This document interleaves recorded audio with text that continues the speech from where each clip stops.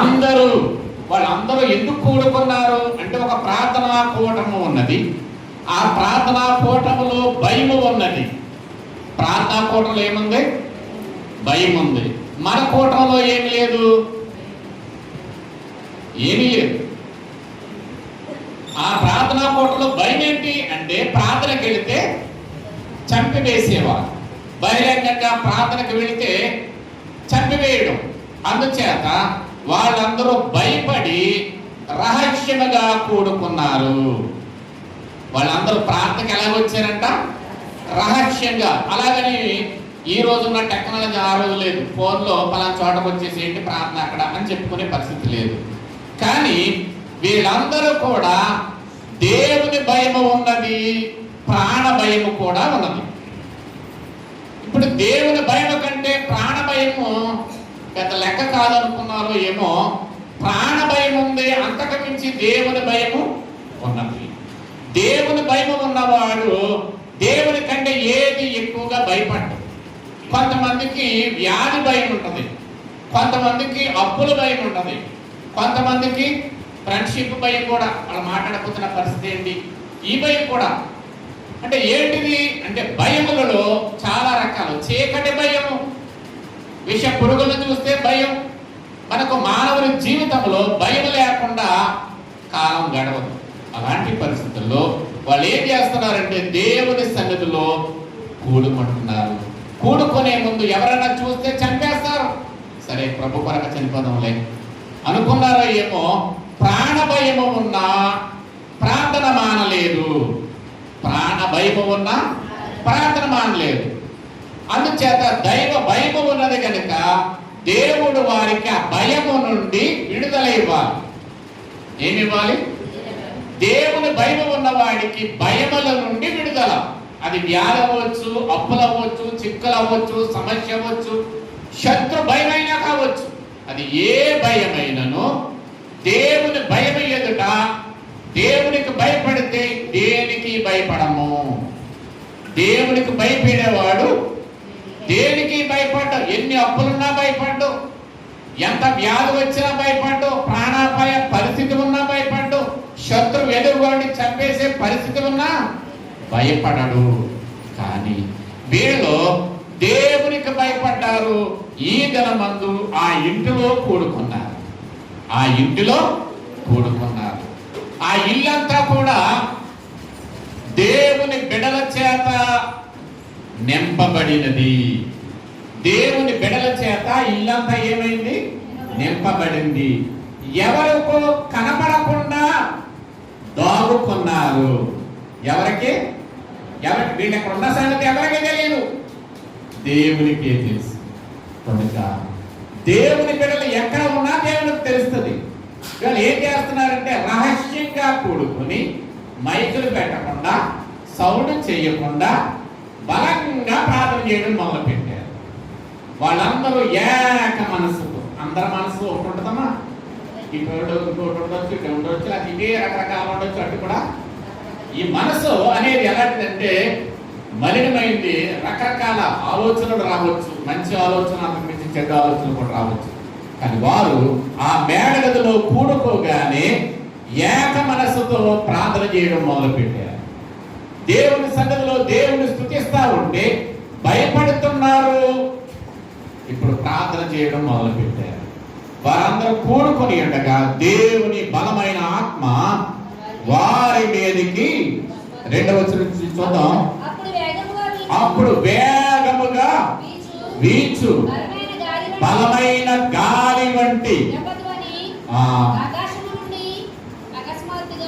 ఆకాశం నుండి ఏమొచ్చింది అంటే బలమైన గాలి.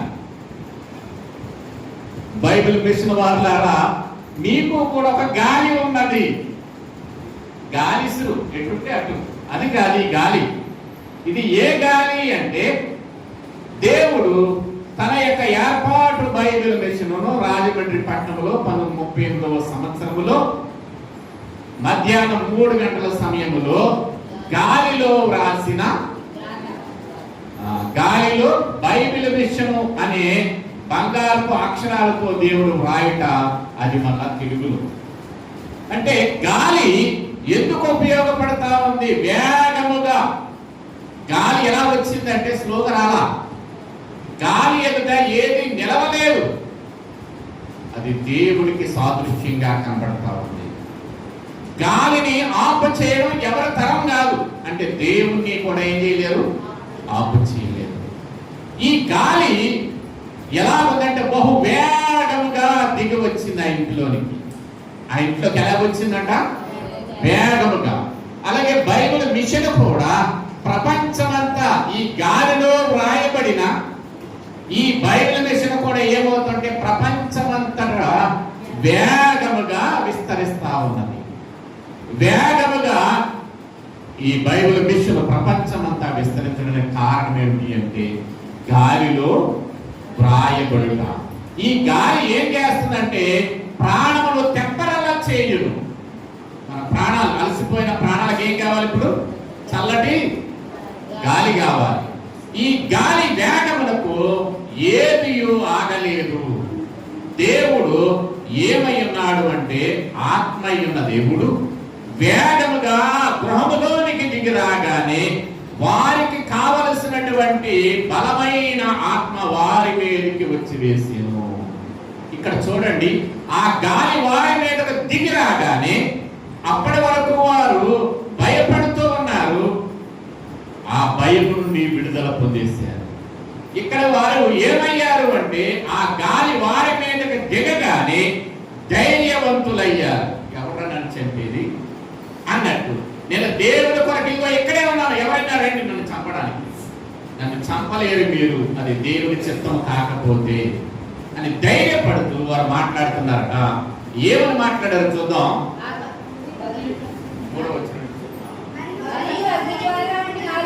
మరియు అగ్ని జ్వాలల వంటి నాలుకలు పడి వారికి కనబడి ఆ వారిలో ఒక్కొక్కరి మీద వ్రాలగా అందరూ పరిశుద్ధాత్మతో నిండిన వారై ఆ ఆత్మ, ఆ గాలి లేక పరిశుద్ధాత్ముడు వారికి ఆ మాట్లాడడానికి ఏమిచ్చారట?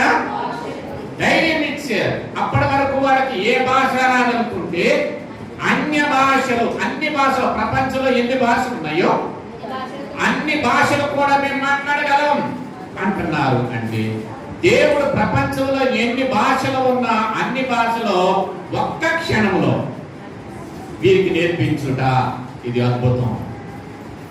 ఈ పండుగ అనగానే సంతోషం. దేవుడు మనతో ఉంటే సంతోషం, దేవుడు మనతో ఉంటే మరింత సంతోషం. పండుగ అనగానే క్రొత్త అధ్యాయము 6వ వచనం చదువుకుందాం. పౌలు గారు రాస్తూ అంటారు, 2వ కొరింథీయులు, ఆయన మమ్మును క్రొత్త నిబంధనకు అనగా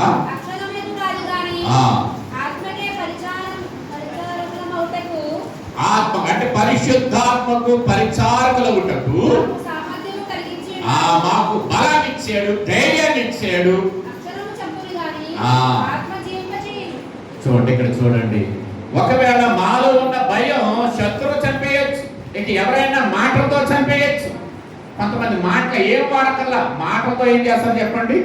చంపేస్తారు. కానీ దేవుడు వాక్యం చెప్తా ఉంది, వాక్యం ద్వారా బ్రతికించవచ్చు. ఇప్పుడు ఆత్మ ఏం చేస్తాడంటే ప్రాణ భయముతో ఉన్నవారికి ప్రాణ భయమును తొలగించెను, దైవ భయమును కలిగించెను, ధైర్యం అనుగ్రహించెను.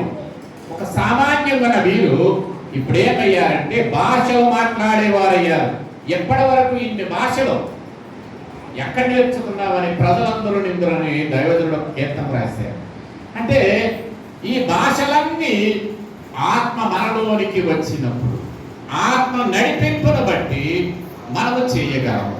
ఇదే విషయాన్ని యోబేలు ప్రవక్త రాస్తా అంటాడు. 2వ అధ్యాయము 28వ వచనంలో చూస్తే, తరువాత అంటే ఇప్పుడు సర్వజనుల మీద నా ఆత్మను కుమ్మరింతును,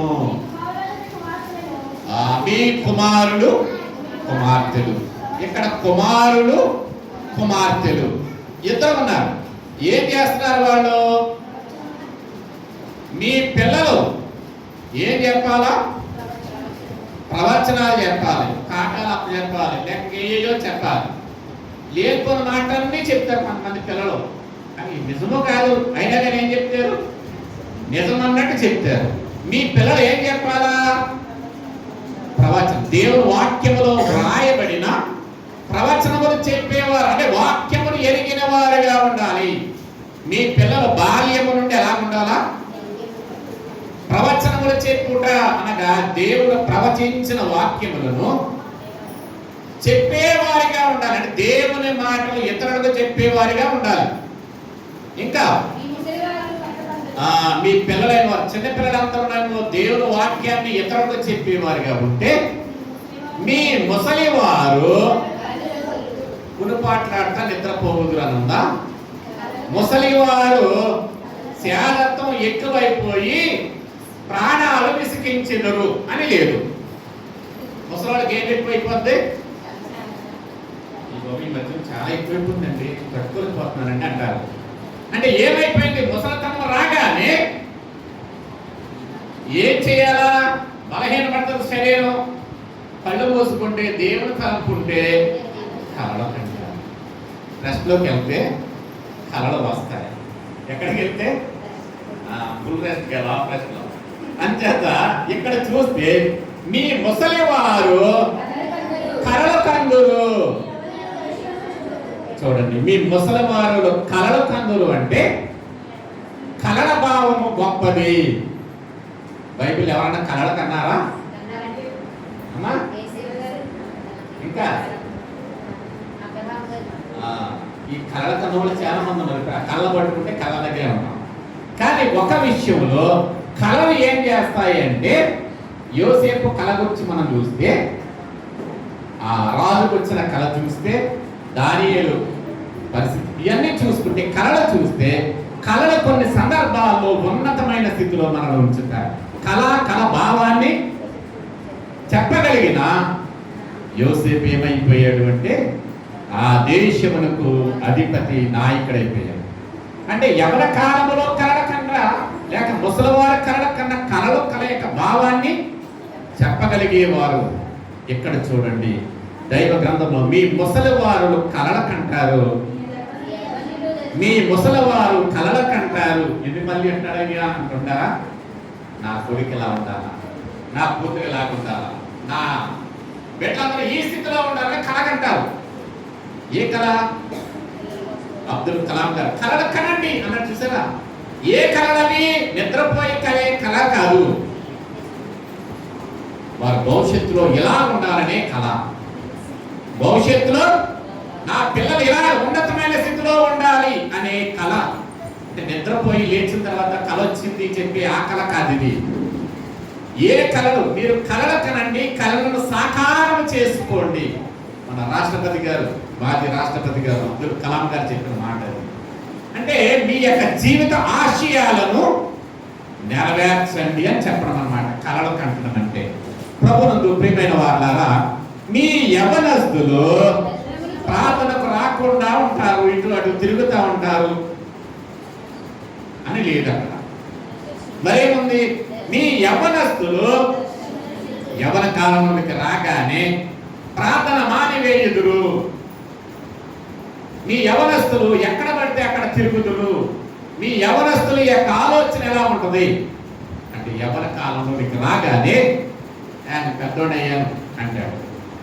అప్పటికి నొగ్గురు మీసాలు రావడం, లేకుంటే స్త్రీలైన వారికి మెచ్యూరిటీ జరగడం. ఇది నేను పెద్దవాడిని అయిపోయాను, యవనస్తులు ఎవరున్నాను. యవనస్తులు వాక్యం చెప్తా ఉంది ఏం చెయ్యాలి అని. మీ యవనస్తులు మోకాలు అరిగేలాగా మోకరించాలి అని. యవనస్తులైన వారు ఏం చేయాలా?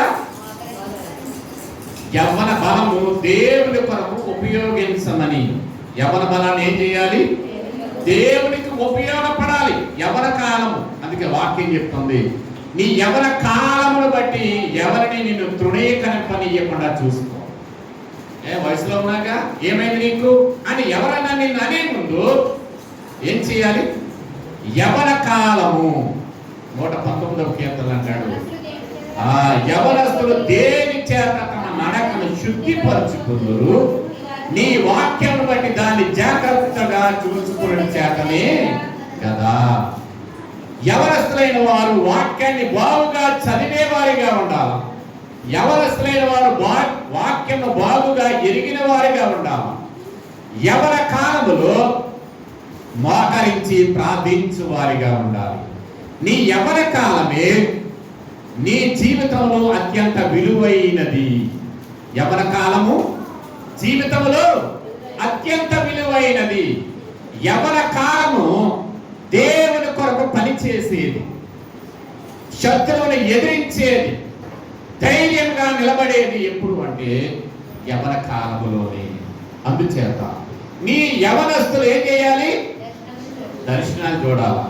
ఆ దేవుడు జరిగించబోయే కార్యములను మోకరించి దేవుని మీద ఆనుకొని, మోకాళ్ళ మీద ఆనుకోవడం, దేవుని మీద ఆనుకోవడం.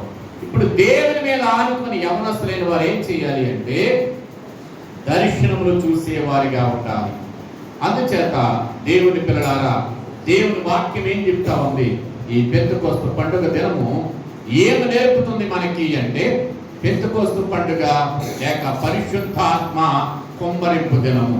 అసలు పరిశుద్ధాత్మ దేవుడు ఈ దినమందు ఎందుకు దిగి వచ్చాడు ఆ మేడగదిలోనికి అంటే, ఇక్కడ కొన్ని విషయాలు అత్యంత క్లుప్తంగా మనం నేర్చుకోవలసిన వారమై ఉన్నాం.